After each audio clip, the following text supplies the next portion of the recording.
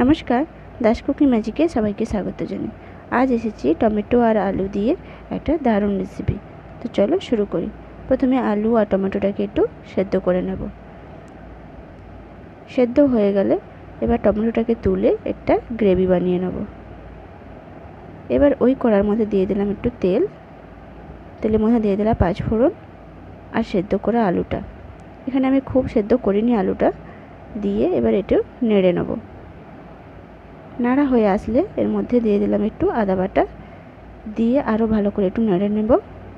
নিয়ে দিয়ে দেবো সামান্য পরিমাণে জল, দিয়ে এর মধ্যে দিয়ে দেবো লঙ্কা গুঁড়ো, হলুদ গুঁড়ো, দিয়ে আরও কিছুক্ষণ একটু নাড়াচাড়া করে এর মধ্যে দিয়ে দেবো টমেটোর গ্রেভিটা। দিয়ে দেবো সামান্য পরিমাণ মতো নুন, দিয়ে এটাকে আরও কিছুক্ষণ ঢাকা দিয়ে রান্না করে নেব। এখানে মটরশুঁটিটা দিয়েছিলাম, এখানে ভিডিওটা করা হয়নি।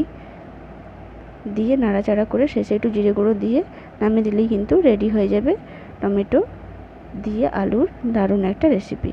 নমস্কার।